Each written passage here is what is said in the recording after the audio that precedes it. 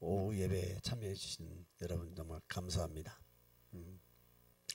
여러분들 제가 눈여겨보고 있습니다. 여러분들은 여호수아 세대의 대장들이 될 겁니다. 이제 모세를 이어서 여호수아가 진을 이끌 때 여러분들은 백부장 천부장이 되어서 하나님 나라를 세우는 강력한 군대가 될 것입니다. 확신합니다. 주님께서 여러분들에게 그러한 능력과 기름 부음을 주시리라고 봅니다. 이제 모세 목사님께서 오전 예배까지 끝나고 가실 때 자기 은혜만 받고 가는 사람들은 그것으로 끝납니다. 그러나 은혜 받는 것이 아니라 이제 주를 위해서 이제는 예배를 드리리라. 이것은 내가 은혜 받는 예배 시간이 아니고 주님을 위해서 일하는 시간입니다. 이 시간에는 주님의 말씀을 듣는 것이 주님의 일을 하는 겁니다. 주님의 말씀을 선포하는 것도 일이고 주의 말씀을 듣는 자가 있어야지 선포하는 겁니다. 그래서 주의 말씀을 듣는 이 귀한 사역을 여러분들이 지금 하고 계시는 겁니다. 오늘 히브리서 말씀으로 여러분들에게 말씀을 나누기를 원합니다. 히브리서 10장 21절부터 22절 짧은 구절이니까 다 외우고 계시죠? 평소에 한번 읽어보겠습니다. 같이 한 목소리 읽도록 하겠습니다. 시작. 또 하나님의 집 다스리는 큰 제사장이 계심에 우리가 마음의 뿌림을 받아 악한 양심으로부터 벗어나고 몸은 맑은 물로 씻음을 받았으니 참 마음과 온전한 믿음으로 하나님께 나아가자. 아멘. 성경은 이렇게 한 대목 한 줄씩 읽다 보면 그 맥락을 잃어버릴 수가 있습니다. 그러나 전체를 다 읽게 되면 그 성경의 맥락과 하나님의 계시의 뜻이 좀 더 분명하게 다가옵니다. 그런데 또 반면에 이렇게 한 구절을 딱 인상 깊게 읽고 나서 그 앞뒤 구절이 어떤 구절인지를 다시 유심히 보면 이 구절에 그 계시된 영적인 계시가 새롭게 또 다가옵니다. 오늘 저는 히브리서 10장 21절과 22절 이 말씀을 놓고 악한 양심, 죄를 깨닫는 일이 없으니라는 제목, 저는 악한 양심으로부터 자유 이렇게 됐습니다. 악한 양심으로부터 자유라고 제목을 정하니까 이렇게 생각합니다. 양심 불량한 놈을 깨끗하게 만들어서 개과천선하게 한다. 이런 의미로 먼저 우리가 생각할 수 있어요. 악한 양심, 양심이 아주 불량하고 양심이 이미 부패해버린 자를 새롭게 해서 하나님의 형상 닮는 자로 바꾼다. 이렇게 생각하면 오해입니다. 악한 양심으로부터 자유는 악한 양심에서 선한 양심으로 바뀐다가 아니라 오늘 제목의 그 의미는 악한 양심으로 우리가 착각하고 있는 것들이 있습니다. 우리는 사실은 양심 그러면 선량하다 할 때 좋다는 양자와 마음 심자니까 좋은 마음입니다. 그러니 악한 양심이란 말은 대단히 어폐가 있는 말이죠. 악한 마음은 있어도 악한 양심은 없는 겁니다. 양심 불량하다는 표현도 사실은 양심이 악심이 되어버린 순간이지 양심은 결코 불량할 수가 없는 겁니다. 그런데 오늘 이 우리 마음에 뿌림을 받아 악한 양심으로부터 벗어난다라고 할 때는 이전에 지었던 죄들, 도둑질하고 살인하고 험담하며 우상숭배하며 음행하며 탐욕하며 한 그런 모든 악한 양심, 악한 행위, 또 허무한 것 이런 것들로부터 이제 손을 씻고 새롭게 된다. 이런 의미로 일반적으로 이해를 합니다. 근데 오늘 저는 여기에 좀 새로운 의미가 있을 수 있다 하는 것을 들여다보고자 합니다. 제가 오늘 설교하고자 하는 내용은 2018년 9월에인가 한번 했던 내용입니다. 홍콩의 FCBC 셀교회 로렌스 콩 목사가 쓰신 책 가운데 제가 책을 쭉 읽으면서 뭐 다른 부분도 은혜 입었지만 이 부분에 대한 말씀 해석을 아주 굉장하게 저는 그분의 책과 그 신앙적인 어떤 흐름에 굉장히 중요한 하나의 기초가 되어 있다는 생각을 했습니다. 그래서 로렌스 콩 셀교회를 하시는 분인데 교인 수가 아마 지금 뭐 수만 명 되는 그 교인 줄 알고 있습니다. 과거에 순복음교회 이런 데 와서 또 셀교회 강의도 했던 그런 분이라고 합니다. 근데 여기 보면 악한 양심이라고 표현되어 있어요. 악한 양심으로부터 우리가 마음의 뿌림을 받아서 악한 양심으로부터 벗어나고 몸은 물로 씻음을 받았다. 이것이 무엇 때문이냐면 앞절에 21절에 하나님의 집 다스리는 큰 제사장이 계시기 때문이다 이렇게 말하고 있는 거예요. 내가 무슨 대단하게 뭐 회개하고 내가 무슨 마음을 새롭게 해서 악한 양심으로 벗어나는 것이 아니고 이 말씀만 보더라도 큰 제사장이 계시는데 당연히 우리 주 예수 그리스도를 말씀합니다. 우리 주 예수 그리스도를 말미암아 우리 마음에 뿌림을 받아서 악한 양심으로부터 우리가 벗어나고 몸은 씻음을 받았다. 그러므로 이제는 참 마음과 온전한 믿음으로 하나님께 나아가자. 이렇게 지금 권면하고 있습니다.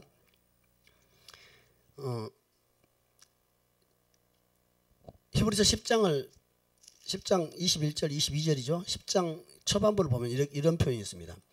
율법은 장차 올 좋은 일의 그림자일 뿐이요 참 형상이 아니므로 해마다 늘 드리는 같은 제사로는 나아오는 자들을 언제나 온전하게 할 수 없다. 그렇지 아니하면 섬기는 자들이 단번에 정결하게 될 것이다. 그래서 다시 죄를 깨닫는 일이 없으리니 어찌 제사 드리는 일이 이를 그치지 아니하였으리요. 이렇게 말합니다. 율법에 제사를 드리는 제사장들이 있고 제사법이 있습니다. 그런데 매일 드리는 성소의 제사뿐만이 아니고 이제는 지성소에 들어가는 해마다 한 차례 들어가는 지성소에 들어가는 큰 제사가 있습니다. 속죄일에. 그런데 해마다 늘 드리는 그 제사로는 그 제사를 드리기 위해서 나오는 자들을 온전하게 할 수 없다는 겁니다. 그 제사가 동물의 제사가 만약에 동물의 제사가 그 섬기는 자 예배하는 자들을 단번에 정결하게 할 수 있었다면 죄를 다시 깨닫는 일이 없을 것이다. 그러므로 제사를 계속 드리지 않을 것이다. 그러나 제사는 계속 드리지 않느냐라고 말합니다. 그러나 이 제사들에는 해마다 죄를 기억하는 것이 있다는 동물의 제사는. 그래서 황소와 염소의 피가 능히 죄를 없이 하지 못한다. 이런 말씀을 하고 계세요. 그러면서 뒷부분에 11절에 가서는 이렇게 말합니다. 제사장마다 9절부터 보면 9절에 보면 그 후에 말씀하시기를 보시옵소서 내가 하나님의 뜻을 행하러 왔나이다 하셨으니 그 첫째 것을 폐하심은 둘째 것을 세우려 하심이라. 이 말씀은 무슨 말씀이냐면 하나님 예수 그리스도에 대한 계시가 시편에 되어 있어요. 시편 40편에 내가 주의 뜻을 행하러 왔나이다 라고 되어 있거든요. 이미 율법이 있고 하나님의 계시된 말씀이 있는데 그 아들이 내가 아버지의 뜻을 행하러 왔나이다 라고 하는 것은 그 앞에 번 먼저 세운 그 첫 번째 것을 폐하고 둘째 것을 세우기 위한 것이다. 이렇게 지금 표현하고 있는 거예요. 그러면서 이 뜻을 따라 예수 그리스도의 몸을 단번에 들이심으로 말미암아 우리가 거룩함을 얻었노라. 예수 그리스도가 십자가에 죽은 그 단번에 그것으로 우리가 거룩함을 입었다는 겁니다. 그러면서 제사장마다 매일 서서 섬기며 자주 같은 제사를 드리되 이 제사는 언제나 죄를 없게 하지 못하거니와 오직 그리스도는 죄를 위하여 한 영원한 제사를 드리시고. 예수 그리스도의 십자가의 죽으심은 단번에 드리는 제사요 완전한 온전케 하는 제사이기 때문에 더 이상 두 번 드릴 필요가 없는 제사다. 그래서 그 제사는 영원한 제사가 되는 거예요. 영원한 효력을 가진 제사. 동물의 제사는 죄가 생각날 때마다 드리는 제사인데 어떻게 하면 예수 그리스도의 십자가의 죽음 안에서는 더 이상 죄가 깨달아지지 않는가? 이게 의문입니다. 결코 그렇진 않잖아요. 우리는 그리스도 안에 와서도 죄를 범하며 성령의 책망이 있을 때는 죄를 깨닫습니다. 죄를 깨닫는 것은 죄를 의식한다는 거거든요. 그건 죄의식을 말하는 겁니다. 죄의식이 우리에게도 옵니다. 그리고 죄책감이 옵니다. 그래서 복음 안에 그리스도 예수 안에서 십자가의 그 은혜가 나의 모든 죄를 속했고 죄를 없이 하려고 하시 죽으셨다는 그 믿음 안에 있으면서 내가 죄인 줄 알면서 죄를 범하는 그 순간에 나는 나 자신의 이중성을 보고 절망하는 겁니다. 죄의식을 갖게 되고 그 죄책감을 갖게 되는 겁니다. 그래서 하는 일은 뭐냐면 성전에서 발을 뒤로 물러갑니다. 뒤로 물러가면 편안합니다. 그러나 성전 안에 계속 머물러 있거나 더구나 이런 단상 안에서 위에서 누군가를 가르치는 자라면 그 양심에 심한 이제 충격을 받게 되는 겁니다. 죄를 깨닫는 것은 그런 겁니다. 죄가 내 앞에 있습니다. 죄를 의식하는 겁니다. 죄가 분명히 없는 죄가 아니라 내가 죄 가운데 있었습니다. 내가 죄를 범하고 있습니다. 그런데 성경은 지금 뭐라고 그러냐면 영원한 제사를 드렸다는 거예요. 더 이상 제사를 드릴 필요가 없다는 겁니다. 그리스도 예수 안에 있는데 제사를 더 이상 드릴 필요가 없다고 자꾸 성경은 말하고 있는데 나는 제사가 필요한 죄를 여전히 범하고 있습니다. 이것이 우리의 딜레마입니다. 이 갈등을 우리가 쉽게 해결하지 못하는 겁니다. 이스라엘 사람들은 그래서 예수 그리스도를 믿고 그가 그리스도라고 영접하고 그의 보혈의 능력을 의지한다고 했지만 다시 죄에 넘어지는 자신을 보면서 차라리 눈에 보이는 동물의 제사를 드리는 것으로 돌아가고자 했다는 겁니다. 제사장이 그 짐승을 제사장 앞에서 참혹하게 죽이고 발버둥 치는 그 동물의 죽음과 그 피비린내 나는 그 모습을 보면서 그 끔찍한 모습을 보면서 나의 죄에 대한 진정, 내 죄에 대한 죄의식과 죄책감의 진정을 차라리 그런 눈에 보이는 제사를 통해서 해야만이 오히려 내가 안심하고 편안하게 느낀 것처럼 그들은 예수 그리스도의 십자가의 죽음으로 완전한 나의 모든 죄가 사해졌다고 하는 이 믿음을 유지하기가 쉽지 않았던 겁니다.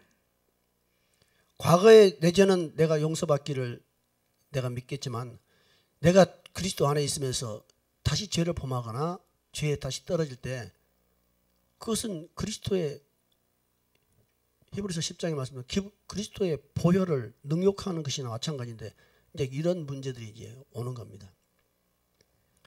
그래서 왜 이런 문제가 생기냐면 오늘 이겁니다.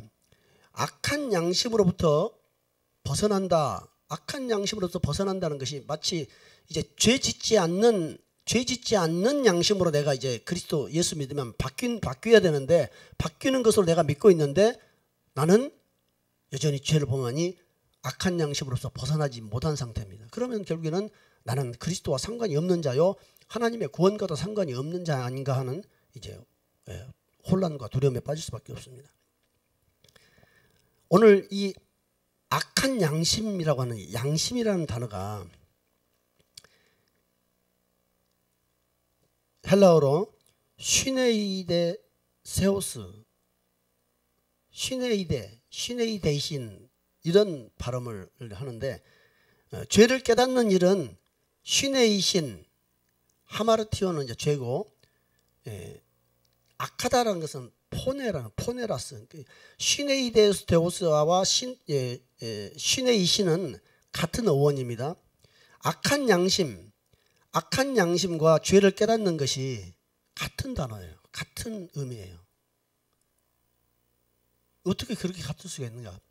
양심은 이런 겁니다.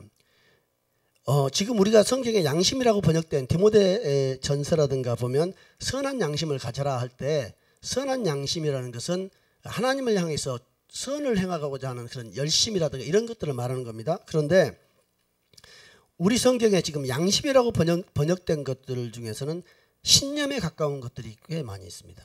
우리 헌법재판소가 양심을 뭐라고 하냐면 이렇게 말합니다.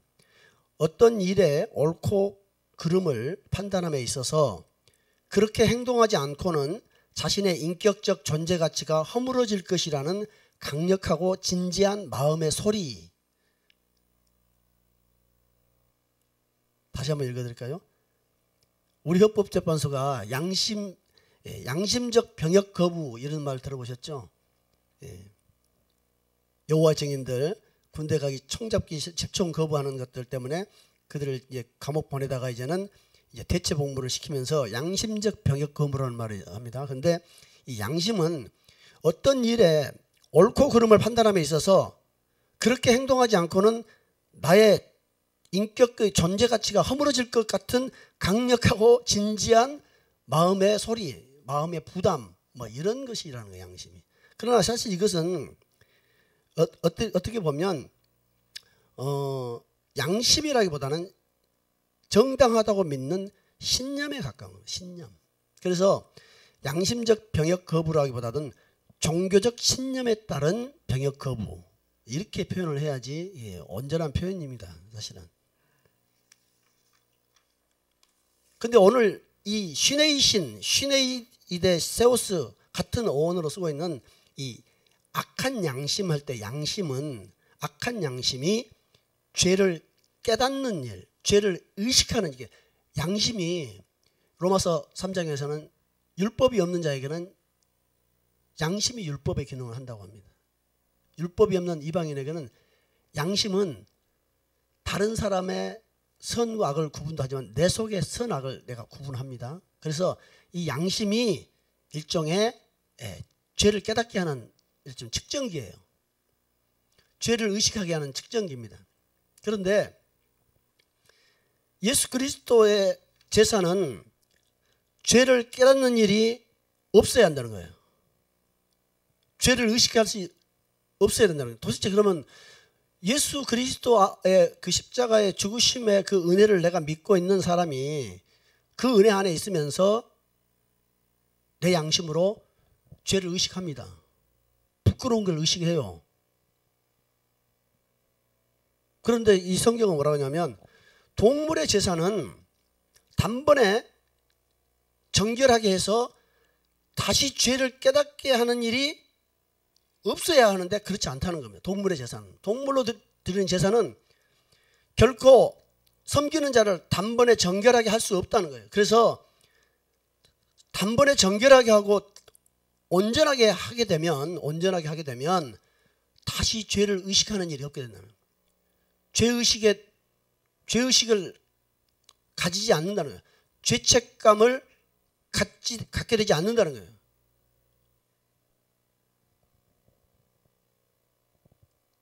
여러분들 죄의식, 죄책감 이제 안 갖는 분 되셨어요? 저는 죄의식과 죄책감을 갖는데 요즘은 조금 덜 가져요. 죄를 짓고도. 제가 구원파가 돼가고 있어요. 거의 구원파가 돼가고 있어요. 구원파하고 비슷해져 가고 있습니다. 제 생각이. 왜냐하면 악한 양심은 이런 겁니다. 악한 양심은 죄를 깨닫고 죄의식을 느끼는 거라고 같은 어원이에요. 그러면 성경에 사도 바울이 쓰고 있는 디모데 전서나 후서에 선한 양심을 가져라 할 때 그 양심과 똑같은 양심으로 해석할 수는 없습니다. 그런데 히브리서에서 이 양심은 어떤 면에서는 죄의식을 상당히 의미할 수도 있어요. 죄책감을. 그래서 죄를 깨닫는 일이 할 때 죄를 깨닫는 일, 죄를 의식하는 일이 없어야 한다고 이렇게 말하는 거예요.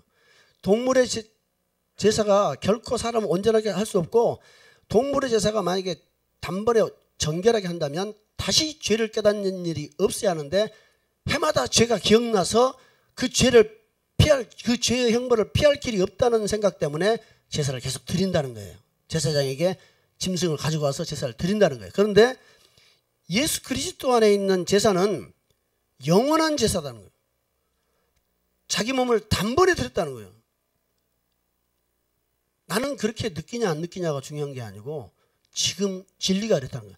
예수 그리스도가 드리신 자기 몸을 드리신 그 제사는 예수 그리스도가 두 번 죽을 필요 없다는 겁니다. 그러면 예수 그리스도가 모든 인류가 죄를 다 짓고 난 다음에 죽으셔야 되는데 모든 인류가 다 죽고 난 다음에 죽으셔야지 죄를 싹 씻어버리고 용서할 건데 죽으신 다음에, 피 흘리신 다음에 우리는 죄를 짓고 있는 거예요. 그래서 우리가 교리적으로 성경에 그런 말이 구체적으로 있지는 않지만 과거와 현재와 미래의 죄를 다 용서했다 이렇게 주장을 하고 가르칩니다. 기존에 이 장로교 통해서. 근데 과연 그것이 옳으냐, 그것이 맞냐, 우리 생각해 보자는 거예요. 예수 그리스도가 나의 과거의 죄는 용서하는 것은 난 이해하지만 현재의 짓는 죄와 또 미래 또 질 죄를 용서한다는 걸 나는 내 양심상 미안해서 못하겠다. 그래서 예수님의 영원한 제사가 나의 과거의 죄는 다 씻어주신 걸 내가 믿지만 현재 짓고 있는 죄와 미래에 짓고 있는 죄는 이거 어떻게 할까 하고 고민하게 된다는 겁니다. 그러나 얼마나 미련한 짓이냐면 주님 보시기에는 너의 과거의 죄나 너의 현재의 죄나 너의 미래의 죄는 나 십자가의 갈보리에 달릴 때 다 미래였다. 그러지 않나요? 여러분의 과거의 죄는 예수님 십자가에 달리기 전에 지은 죄입니까? 여러분의 현재 죄는 예수님의 십자가 달린 후가 분명하죠. 또 앞으로 지을 죄도 분명하죠. 그러니 과거의 죄나 현재 짓는 죄나 앞으로 또 미래에 짓게 될 죄나 주님 보시기에는 뭔 차이가 있겠어요? 그러지 않나요?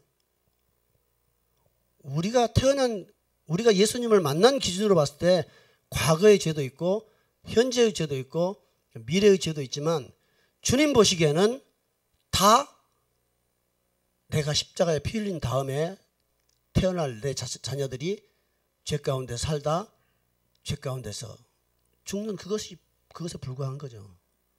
그리고 십자가에서 죽으신 그 예수님의 피는 동물의 피처럼 이 물질 세계에 있는 피가 아니고 예수님의 피는 비록 갈보리 그 골고다에서 흘리신 피지만 하늘 성소에 뿌린 피입니다.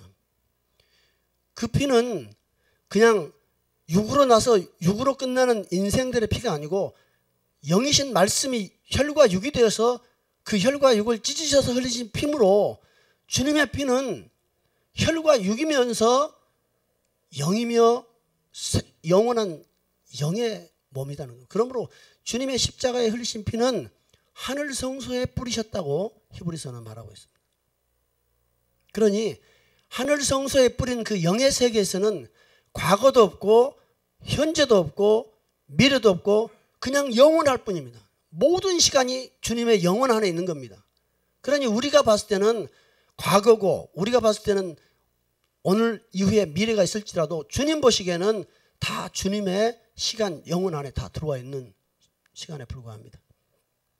그렇기 때문에 우리가 생각할 때는 동물의 제사를 죄 지을 때마다 짓고 나서 동물을 죽여서 그 피를 덮으면 마음의 양심이 가라앉을 것 같지만 예수님은 이전에 십자가에서 죽으셔가지고 내가 예수님 알고 나서 회개하고 예수님을 영접했는데 영접했으면 이제는 죄에서 완전히 자유해야 되는데 여전히 죄가 살아서 나를 넘어뜨릴 때 나는 예수를 알고도 그 예수의 그 귀한 죽으심의 그 은혜를 알고도 예수를 죽일 수밖에 없었던 예수 죽음으로밖에 해결할 수 없었던 그 죄를 그 더러움을 또 먹고 마시고 행하고 있는 나를 봅니다. 그러니 예수의 은혜를 감사한다는 말도 가정스럽고 예수님을 사랑한다는 말도 더럽고 예수님을 위해 산다는 말은 더더욱이나 정말 부끄러운 말이 될 수밖에 없는 겁니다.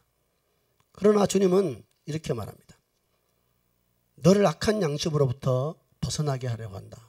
그 악한 양심은 나의 이 큰 은혜를 알고도 또 죄에 빠지는 그런 불량한 양심, 그 양심이 아니고 네 스스로 죄에서 벗어날 수 있다고 생각하는 너의 기준, 네 스스로 죄를 안 지을 수 있다고 노력하려고 하는 너의 그 신념, 그게 악한 양심이라는 거예요.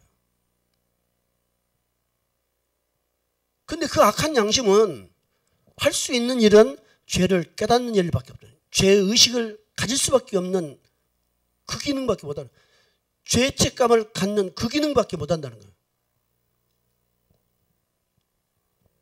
우리는 죄를 깨닫고 죄의식에 빠질 수 있고 죄책을 느낄 수 있습니다. 그것이 선한 양심이 아니라는 거예요. 이미 우리 존재 자체가, 우리 스스로가 죄에서 자유할 수 없습니다. 예수님을 안다고 해서 우리가 죄에서 자유할 수 없습니다. 오직 예수님을 안다는 것은 예수님 그 생명 아니고는 나에게는 아무것도 의미가 없다.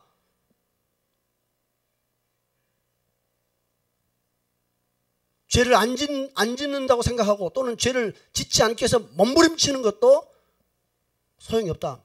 히브리서 13장에 너희가 죄와 싸우기는 피 흘리기까지는 아직 하지 않았다라고 말하고 하니까 죄 안 짓기 위해서 애를 쓰지만은 결국에는 내 힘으로 죄를 안 지려고 하는 그 모든 노력이 우리에게는 악한 양심이에요.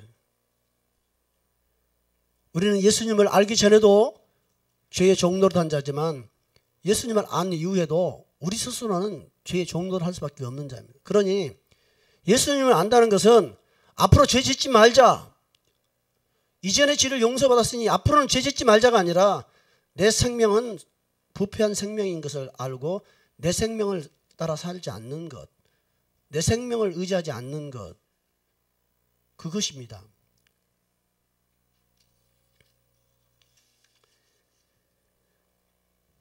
온전하게 된다는 것은 그런 것입니다. 온전하게 된다는 것은 죄를 깨닫는 일이 없다는 것인데, 왜 죄를 깨닫는 것이 없냐면 어린아이 같은 겁니다. 어린아이들은 똥을 싸고 기저귀에다 똥을 싸도 죄책감을 못 느껴요. 마찬가지입니다.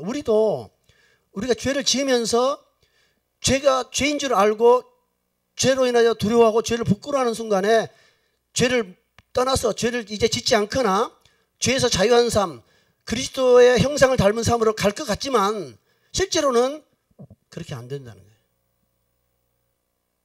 나의 부패함과 죄 짓지 않으려 할수록 죄의 세력에 더 끌려가는, 죄가 더 달콤하게 다가오는 내 생명 존재를 주님 앞에서 완전하게 주님께 넘겨드리는 것. 이것을 위해서 주님이 십자가에 죽으셨다는 겁니다.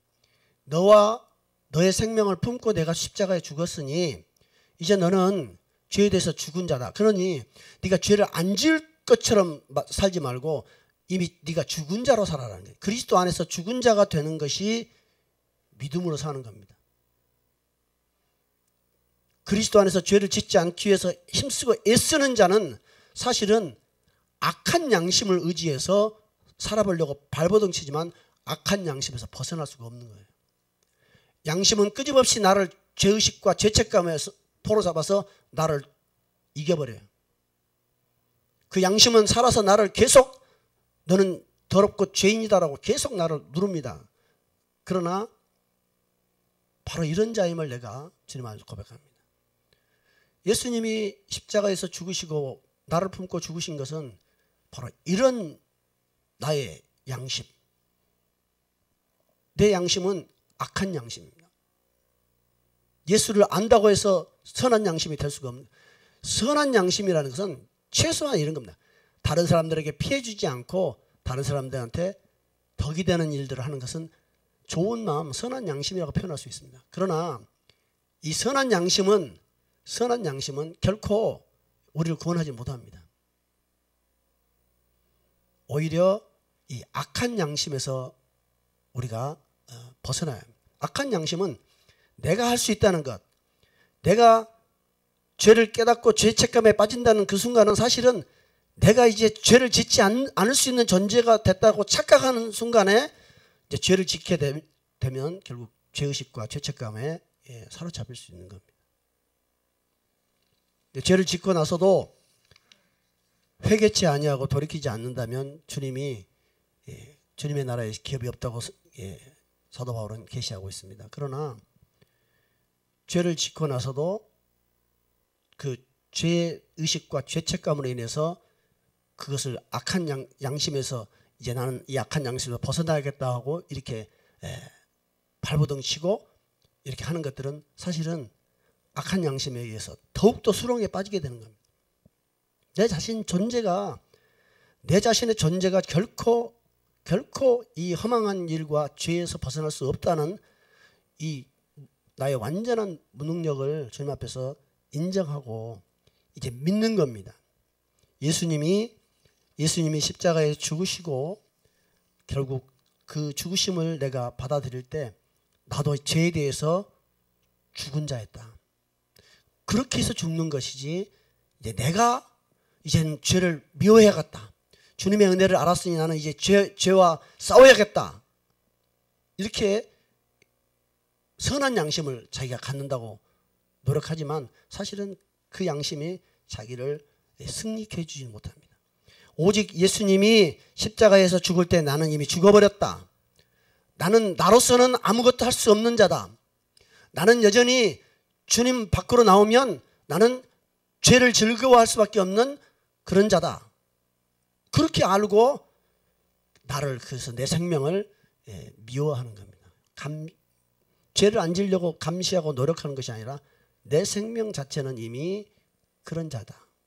그것을 이제 아는 겁니다. 이건 경험적으로 알 수 있는 겁니다.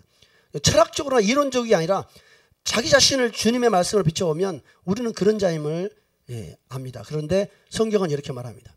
예수님의 십자가의 죽음은 동물의 피처럼 사람을 온전케 하지 못하거나 단번에 정결케 하지 못하거나 죄가 계속 깨달아지는 것이 아니라 참으로 이제 죄에 대해서 죽어버린 겁니다. 죄에서 죽는 것은 죄를 안 짓는 삶이 아니고 내 자신이 죽은 겁니다.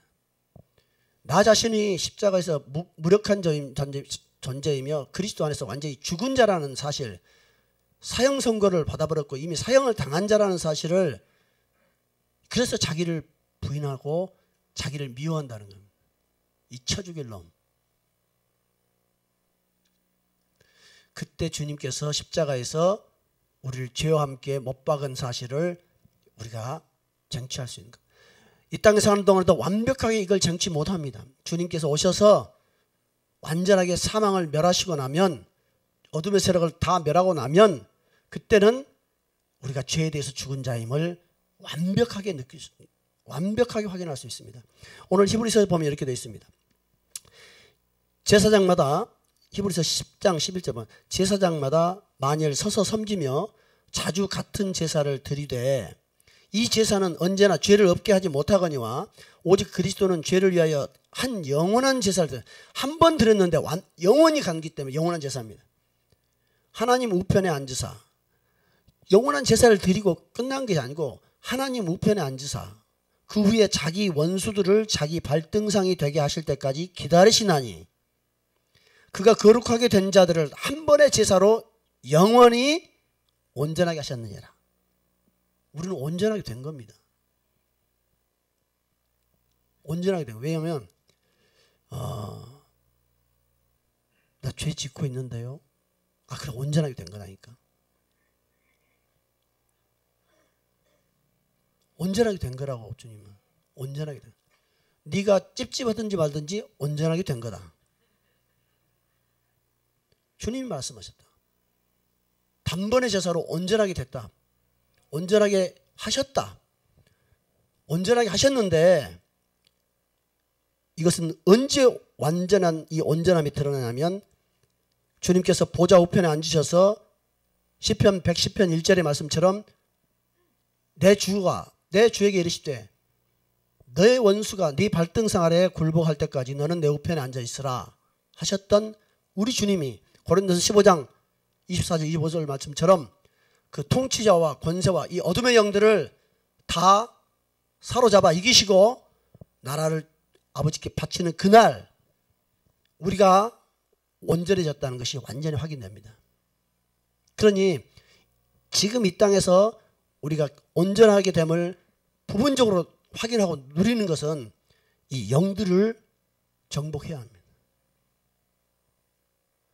우리가 죄 지을 때마다, 우리가 죄에 넘어질 때마다 우리에게 죄를 깨닫는 일로 다가오는 죄의식과 죄책감을 통해서 계속해서 우리를 공격해 옵니다. 그러나 내가 지은 이 죄를 보고 있을 때 나는 여전히 복음이 불합리하게 보이지만 주님께서 십자가의 죽으심으로 말미암아 우리의 큰 대제사장이 되셔가지고 이제 맑은 물로 씻어서 악한 양심으로부터 우리를 벗어나겠다는 거예요. 불량하고 도둑질하고 남 해치고 하는 그 악한 양심이 아니라 자기 스스로 하나님 앞에 이룰 수 있다고 생각했던 그 많은 자신감들, 스스로 의에 이룰 수 있다고 생각했던 모든 노력들, 이것을 내려놓게 됩니다. 이 악한 양심, 결국 그 노력들은 결국에는 죄의식을 갖게 되는 거예요. 교만한 자는 결국에는 자기보다 강한 자를 만나서 열등감을 갖게 돼요. 열등감을 안 가지려면 겸손합니다. 절대 열등감이 자기를 점령할 수 없습니다. 그러나 누군가보다 낫다고 스스로 교만하게 생각하는 자는 언젠가는 자기보다 강하고 나은 자를 보면서 심한 열등감에 빠지는 것처럼 자기의 양심으로 사실은 의에 이르려고 한 자들은 결국에는 이 양심이 악한 양심이에요. 자기를 죄의식과 죄책감으로 끌고 가는, 오히려 그는 사실은 그리스도의 그 영원한 제사가 어떠한 것인지를 의지하지 못하기 때문에 동물의 제사를 의지하고 있는 사람이나 마찬가지입니다. 그래서 계속해서 죄가 생각나고 계속해서 죄가 깨달아지고 죄의식과 죄책감이 자기를 정복할 수밖에 없습니다. 점령해버립니다. 그러나 주님은 영원한 제사를 드리시고 하늘 보좌 위에 앉으셔서 이제는 그 원수들을 발등상이 되게 할 때까지 기다리신다는 거예요. 히브리서 9장에 보면 이런 표현이 있습니다. 12절에 염소와 송아지 피로 하지 아니하고 오직 자기의 피로 영원한 속죄를 이루사 단번에 성소에 들어가셨느니라. 하늘 성소에 들어가셨다. 그리고 이렇게 말합니다. 14절에 하물며 영원하신 성령으로 말미암아 흠없는 자기를 하나님께 드린 그리스도의 피가 어찌 너희 양심을 죽은 행실에서 깨끗하게 하고 살아계신 하나님을 섬기게 하지 못하겠느냐. 이 말씀에서도 너희 양심을 죽은 행실에서 깨끗하게 한다는 말이 마치 이렇게 이해를 우리는 흔히 할 수 있습니다. 양심을 죽은 행실을 하면서 나쁜 짓 더러운 짓 하던 그 양심을 깨끗하게 한다. 이렇게 이해하고 삶이 달라지는 모습을 우리가 생각하고 그렇게 해석할 수 있습니다. 그러나 너희 양심을 이렇게 생각합니다. 죽은 행실이라는 것은 사실은 살인하고 강도하고 강간하고 성추행하고 도둑질하고 하는 이것만 죽은 행실이 아니고 우리 육신으로 하는 모든 일들이 다 죽은 행실이라는 거예요. 믿음으로 하지 아니하고 하나님 은혜로 하지 않는 모든 일들은 다 죽은 행실이에요. 주님이 안 받으시는 죽은 행실. 그 죽은 행실에서 깨끗하게 하는 것은 너희 양심을 깨끗하게 하는 것은 그 양심을 씻어서 깨끗하게 피를 씻어서 깨끗하게 아니라 그 피로 사실은 그리스도의 피가 너희 양심을 십자가에 못 박아야 돼요. 너희 양심은 너를 죄의식과 죄책감으로 끌고 갈 뿐이지 결코 의로 이끌어가지 못한다는 겁니다. 이렇게 해석할 수도 있다. 양심을 깨끗하게 한다니까 우리 예수 믿고 정말 좋은 사람 되자 노력할 수도 있어요. 그러나 그런 노력하다가 이제 복음의 절망이 옵니다. 결코 내 양심은 깨끗해지지 않았다는 것을 이제 확인하게 되는 그날, 그 시간에 이제 복음에 대해서 절망하게 되는 겁니다. 그리고 사실은 복음을 잘못 알기 때문입니다. 오늘 21절 본문에 물로 씻어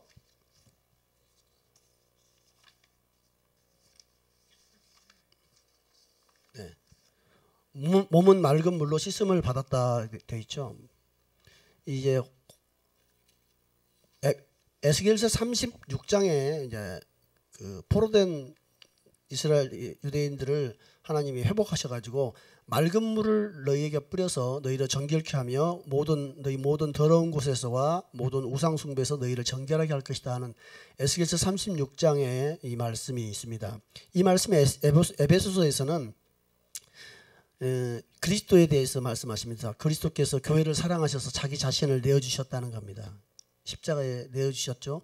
그런데 그것은 물로 씻어 말씀으로 깨끗하게 하고 거룩하게 해서 자기 앞에 교회를 흠이나 티나 주름 잡힌 것이 없이 온전하게 하려고 자기 자신을 내줬다는 거예요. 예수님이 십자가에 자기 자신을 내어주신 것은 물로 씻고, 물로 씻는다는 말은 이제 물로 씻고 말씀으로 깨끗하게 하사라 한 의미로 볼 수도 있습니다. 한 의미로 보는 게 낫습니다. 그러나 물로 씻는다는 말을 세례나 침례로 해석할 수도 있겠습니다. 그런 어찌됐든 간에 물로 씻어 말씀으로 깨끗하게 한다는 거예요.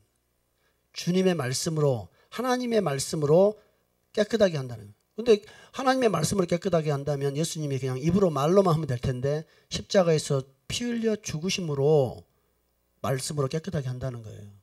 따져놓고 보면 예수님의 몸은 말씀이 육신이 되어 오신 그 말씀입니다. 그 말씀이 피와 살로 오셔서 그 피와 살을 쏟으시고 그 말씀으로 우리를 깨끗하게 하신다는 겁니다.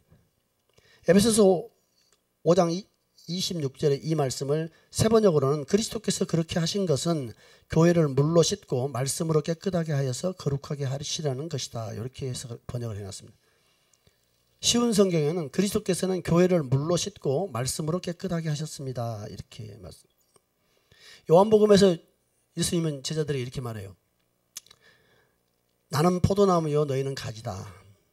무릇 내게 붙어 있어서 열매를 맺지 아니하는 가지는 아버지께서 그것을 제해 버리시고 무릇 열매를 맺는 가지는 더 열매를 맺게 하게 하려 해서 그것을 깨끗하게 하시느니라. 이렇게 했어요.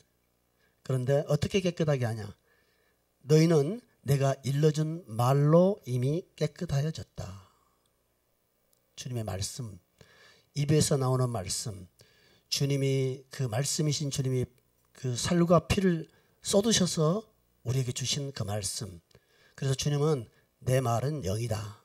내 말은 생명이다. 이렇게 말씀하셨습니다. 그러니 오늘 이 말씀이 우리가 마음의 뿌림을 받아 악한 양심으로부터 벗어나게 됐다는 거예요. 어떻게 해서? 하나님의 집에 큰 제사장이 계시기 때문에. 십자가에서 우리를 위해서 피를 쏟으시고 살을 찢으신 그 제사장이 계시기 때문에 그 제사장이 죽으신 그 죽음 때문에 우리 마음에 뿌림을 받아 핏뿌림을 받고 우리 안에 핏뿌림을 받는 그 순간에 우리의 악한 양심으로부터 우리는 벗어나게 되는 거예요. 우리 자신 스스로 살려고 우리 자신 스스로의 의에 의지했던 모든 삶이 이제 벗겨져 버리는, 굳이 나를 의지할 필요 없고 나를 자랑할 필요가 없고 하나님 집에 다스리는 큰 제사장 그분만 내가 바라본다는 겁니다. 그리고 나서 몸은 맑은 물로 씻음을 받았다. 몸은 맑은 물로 씻음을 받았다. 그러니 사실은 우리의 몸이라는 것은 우리의 영과 혼하고 구분될 수 있는 문제가 아닙니다. 우리의 몸은 그 말씀과 그분이 하신 말씀과 말씀이신 그분의 그 피 흘림으로 또 깨끗함을 받았으니 이제는 할 수 있는 일은 뭐냐? 진짜 마음과 온전한 믿음으로 하나님께 나아가자 이렇게 이야기하는 겁니다. 양심에 대한 이야기를 저는 생각해 봤습니다. 히브리서에 있는 너희 양심을 깨끗하게 한다는 표현이거나 아니면 악한 양심으로부터 벗어난다는 표현은 사실은 악한 양심을 좋은 마음 이렇게 해석하는 기존의 해석이 아니라 죄를 깨닫는, 죄를 의식하는 죄의식 또는 죄책감, 결국 양심이 있기 때문에 우리는 죄의식과 죄책감을 느끼는 거죠. 그래서 그렇게 본다면 이 양심은 우리가 계속 유지 발전시키고 개선해 나갈 것이 아니고 이 양심은 주님의 영원한 제사를 통해서 사실 의미가 없어져 버린 거거든요. 우리의 양심은 의미가 없어졌다. 죄를 깨닫는 일은 동물의 제사를 계속 드리는 사람들은 죄를 다시 깨닫는, 죄를 다시 생각하는, 죄를 다시 기억하게 하는 그 양심이 펄펄 살아서 양심이 서슬퍼르게 살아서 자기를 쳐다보고 있지만 우리는 나를 죽이는 이 양심이 십자가에서 죽어버렸다는 거예요. 나와 함께 우리 주님과 함께 죽어버렸다는 거예요. 그러니 나는 분명히 양심에 어긋나고 부패하고 더러운 죄를 범하면서 그것 때문에 놀라고 그것 때문에 죄의식을 느끼고 그것 때문에 죄책감을 느끼지만 성경의 진리로 보면 주님은 영원한 제사를 드렸다는 겁니다. 나를 위해서. 다시 두 번 주님이 죽을 필요가 없다는 겁니다. 내가 과거에 지은 죄나 오늘 짓는 죄나 또 내일 모레 짓게 될 죄나 주님 보시기에는 다 똑같이 십자가에서 달리시던 2000년으로 보면 미래에 태어날 내 자녀의 그때 지은 죄예요. 그 죄를 위해서 주님이 죽으셨다. 그러면 나의 모든 죄의 시제는 중요하지 않다. 그러므로 이제는 새롭게 짓는 죄는 나를 어떻게 바라볼 것인가. 내가 또 죄를 짓게 되면 이제는 죄를 즐겨 지어도 되는 건가? 그럴 수 없다라고 성경은 말합니다. 주님께서 우리를 이것에서 자유케 해주시기 때문에 우리가 실패하면 다시 화살을 겨눠서 또 다시 쏘아보는 겁니다. 우리가 죄를 넘어지면 다시 일어나서 다시 원수를 향해서 화살을 쏘는 겁니다. 그러니 한편으로는 죄를 지어도 되겠다 하는 잔머리가 생길 수 있습니다. 진짜입니다. 죄를 지어도 되겠다 하는 잔머리가 분명히 생깁니다. 그래서 사도 바울은 너희의 자유를 육체의 기회로 삼지 말아라 이렇게 표현해요. 육체의 기회로 삼을 수 있겠네라는 계산이 나옵니다. 안 나옵니까? 진짜 나옵니다. 주님의 그 속죄가 영원하고 우리의 과거, 현재, 미래가 의미가 없기 때문에 옛날 지은 죄는 용서했지만 지금 짓는 죄는 주님이 용서하지 않을 것이라는 근거가 없습니다. 갈보리 그 사건으로 보면 다 미래요. 주님 영원한 하늘에서 피 뿌리신 그 성소의 기준으로 보면 다 영원의 시간에 포함되어 있는, 잡혀 있는 시간입니다. 그러니 우리 기준으로, 우리의 시간 관념으로 또는 우리의 양심의 관념으로 의롭다 하거나 자신감을 갖는 것은 그건 오산이다. 우리는 내 양심에 죄책감이 있든 없든 주님 앞에서 위태한 자요. 내 자신이 그 심한 죄의식과 죄책감에 눌릴지라도 주님 안에서 평안한 자입니다. 그러니 주님께서는 내가 일러준 말로 너희는 이미 깨끗하여졌다. 앞으로 깨끗해져라. 앞으로 온전해져라가 아니라 내가 일러준 말 그것으로 해서 깨끗해졌다. 내가 영원한 제사를 드림으로 알면 너희는 온전해졌다. 그러니 이제 너희는 내 안에 거하라. 내 안에서 살아라. 내 안에서 살아라. 밖으로 나가지 말고 내 안에서 살면 내 말이 너희를 온전케 할 것이며 내 말이 너희를 깨끗하게 할 것이다. 이미 내가 일러준 말로 너희는 깨끗해졌다는 거예요. 주님이 말씀으로 가르치는 것들과 말씀이신 주님이 육신으로 오셔서 그가 행하신 그 일들이 우리를 거룩하게 하고 온전하게 한 것이지 우리의 양심이 우리를 거룩하거나 의롭게 이끌어갈 수 없다는 겁니다. 그래서 오늘 저는 히브리서에 있는 이 양심, 악한 양심, 또 너희의 양심, 그것을 죄를 의식하는 그 일과 같은 마음으로 보면 양심은 우리가 좋은 것이다. 양심은 십자가에서 못 박아야 할 것이다. 우리의 양심은 십자가에 못 박고 오직 주님만 우리의 생명이 되고 우리의 의가 되시기를 소망합니다. 기도하겠습니다.